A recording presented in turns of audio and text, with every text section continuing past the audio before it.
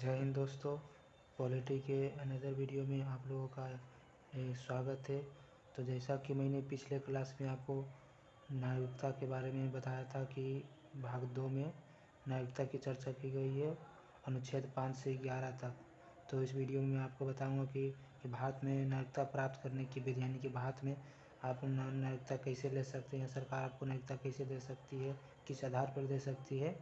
तो चलिए वीडियो को शुरू करते हैं। तो चलिए देखते हैं नागरिकता अधिनियम 1955। दोस्तों, अभी जो फिलहाल नागरिकता दी जाती है वो मूल संविधान के आधार पर नहीं दी जाती है, बल्कि नागरिकता अधिनियम 1955 में जो बनाया गया था उसके आधार पर लोगों को नागरिकता दी जाती है या फिर ली जाती है, नागरिकता छीन ली जाती है। तो चलिए देखते हैं इसी के आधार पर। पहला जो है क्या है, पहला है जन्म के आधार पर। इसे 1986 में लाया गया था पहला, और यही है पहला संविधान संशोधन करके 1986 में लाया गया था जन्म के आधार पर कि भारत में जन्म लेने वाले वैसे सभी बच्चे जिनके माता पिता जो है भारत के नागरिक हो, तो वो बच्चा भी जो है भारत का नागरिक होगा, यानी कि उसको भी नागरिकता दे दी जाएगी, बशर्ते कि उसका 18 साल पूरा होना चाहिए। उसके बाद उसको नागरिकता दे दी जाएगी। उसके पहले वह उसका जो पहचान उसके माता पिता के आधार पर होगा। तो चलिए आगे बढ़ते हैं। आगे है वंश के आधार पर। वंश के आधार पर क्या कहा गया, विदेश में जन्मे वैसे बच्चे जिनके माता या पिता या दोनों में से कोई एक भारत के नागरिक हो,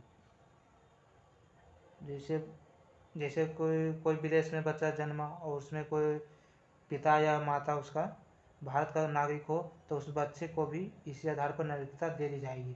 इसे दोस्तों 1992 में लाया गया था, संशोधित करके लाया गया था। जैसे कि आप इसका उदाहरण देख सकते हैं, शिखर धवन जो है विदेशी लड़की से शादी किया है और उसका बच्चा विदेश में जन्मा है। इसी आधार पर जो चूँकि शिखर धवन जो है भारत का नागरिक है, इसलिए उसके बच्चे को भी वंश के आधार पर जो है भारत का नागरिक दे दिया जाएगा, नागरिकता दे दी जाएगी। तो चलिए तीसरा देखते हैं पंजीकरण के आधार पर। पंजीकरण ऐसा व्यक्ति जो भारत में विवाह किया हो और 7 साल तक लगातार रहा, चाहे नौकरी किया हो, विवाह किया हो, तो उसे नागरिकता दे दी जाएगी। दोस्तों यह पहले 5 साल था, लेकिन अब इसे बढ़ाकर 7 साल कर दिया गया है। और इसके साथ ही इसी के आधार पर दोस्तों राष्ट्रमंडल, यानी कि जैसे हो गया पाकिस्तान हो गया, बांग्लादेश हो गया, ये सब देशों को नागरिकता दी जाती है इन देश के लोगों को। चलिए आगे देखते हैं। आगे चौथा है देशीकरण के आधार पर। देशीकरण में क्या कहता है कि वैसे लोग जो भारत की किसी एक भाषा को जानते हों, एक या एक से अधिक भाषा को जानते हैं, भारत के प्रति सकारात्मक सोच रखते हों, भारत के प्रति कैसा सोच, सकारात्मक सोच रखते हों, विज्ञान या कला या कोई अन्य साहित्य चीज़ में निपुण हों, और वो 10 साल से लगातार भारत में रह रहे हैं, तो वैसे लोगों को देशीकरण के तहत भारत की नागरिकता दे दी जाएगी। लेकिन अगर ये देश विरोधी कार्य करेंगे, अगर मान लीजिए नागरिकता ले लें, उसके बाद फिर ये देश विरोधी कार्य करें, तो वापस इनसे जो है नागरिकता छीन ली जाएगी। तो चलिए आगे देखते हैं। आगे अर्जित भूमि के आधार पर। अर्जित भूमि के आधार पर कैसे लिया जाता है, जैसे कि कोई विदेशी राज्य है उसे भारत में मिला लिया गया, तो वो विदेशी राज्य के लोगों को जो है स्वतः ही नागरिकता मिल जाएगी, यानी कि भारत सरकार जो है उसे नागरिकता दे देगी। जैसे कि सिक्किम, जैसे 16 मई 1975 को 36वां संविधान संशोधन के तहत भारत का पूर्ण राज्य बना, तो अर्जित भूमि के तहत ही उसे जो है नागरिकता दे दी गई। उनके सिक्किम के लोगों को जो है अपने आप नागरिकता दे दी गई। तो चलिए इन 5 तरीक़ों से अभी जो है नागरिकता दी जाती है। जो लेकिन 2019 में एक और लाई गई थी, जो एक पंजीकरण का ही एक रूप है, उसको हम आगे बताएंगे। तो चलिए अब आगे बढ़ते हैं। आगे देखते हैं कि यहाँ कुछ पॉइंट है, जैसे NRI हुआ, कुछ टर्म्स है। NRI non residence India. NRI कहते किसको, बड़ी आप सुनते हैं कि NRI है, ये लड़का NRI है, ये NRI है, तो ये होता क्या है, तो चलिए इसके बारे में समझते हैं।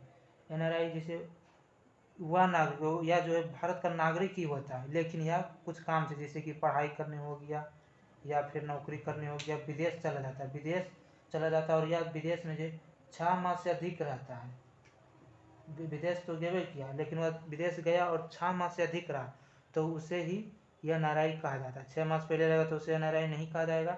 अगर 6 माह से अधिक रहा तो उसे जो है NRI कहा जाएगा, चाहे वह पढ़ाई करने के लिए गया हो या फिर नौकरी करने के लिए गया हो, उसे NRI कहा। आई होप आप समझे होंगे कि अब NRI क्या है। चलिए आगे देखते हैं। अगला पॉइंट क्या है, ओवरसीज नागरिकता। ये क्या होता है ओवरसीज नागरिकता? दोस्तों, जैसा कि बड़े बड़े उद्योगपति जैसे हो गया सुंदर पिचाई, सत्या नडेला, ये सब बड़े बड़े जैसे उद्योगपति, जैसे सुंदर पिचाई गूगल के CEO हैं, बड़े बड़े वैज्ञानिक जिसे जिसे जो है विदेशों में ज़्यादा पैसा मिलने के कारण भारत को छोड़कर उतना सुविधा नहीं मिलता भारत के, जिसके कारण भारत को छोड़कर विदेश में जाकर बस जाते हैं, वहाँ की नागरिकता ले लेते हैं। तो ऐसे में भारत को बहुत घाटा होता है जीडीपी में भी, क्योंकि अगर यहाँ रहते तो यहीं कमाते खाते खर्चा करते सब, तो भारत के जीडीपी में थोड़ा योगदान होता है।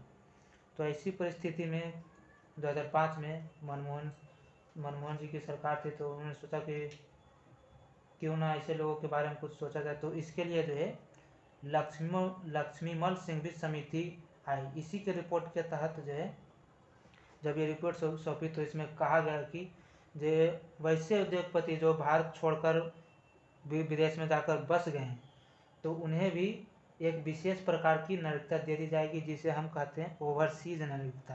यानी कि ये केवल विदेशी उद्योगपति लोगों को दी जाती है, जो भारत के मूल निवासी हैं और लेकिन विदेश में जाकर बस गए उद्योगपति, उन्हें ही ओवरसीज नागरिकता दी जाएगी। इन्हें ये नागरिकता प्राप्त लोगों को क्या फ़ायदा होगा? तो ये जो है बिना वीज़ा के भारत आ सकते हैं कभी भी, ये सब काम कर सकते हैं। केवल एक चीज़ छोड़कर, ना ये चुनाव लड़ सकते हैं और ना ही वोट डाल सकते हैं। ये दोनों चीज़ छोड़कर बाकी सब कुछ चीज़ कर सकते हैं। आधार कार्ड बना सकते हैं, पैन कार्ड बनवा सकते हैं, यहाँ आ सकते हैं, घूम फिर सकते हैं, सब चीज़ कर सकते हैं। केवल ये नहीं कर सकते हैं और ये बिना वीज़ा के भारत आ सकते हैं। लेकिन अगर ये देश विरोधी कार्य में संलिप्त पाएंगे, जैसे कि कोई आतंकवादी फंड कर रहा है या चाहे भारत तोड़ कोई भी प्लानिंग बना रहा है उसे ये फंड कर रहे हैं, उन्हें समर्थन कर रहे हैं, तो ऐसी परिस्थिति में जो है इनकी ओवरसीज नागरिकता छीन ली जाएगी। आई होप यहाँ तक आप समझ गए होंगे कि ओवरसीज नागरिकता क्या है। तो चलिए अब अगले क्लास में थोड़ा सा और इसके कुछ पॉइंट थे, जैसे कि वीज़ा हो गया, पासपोर्ट हो गया, NRC हो गया, CA हो गया, इसके बारे में मैं बताऊंगा अगले क्लास में। तब तक के लिए जय हिंद, धन्यवाद।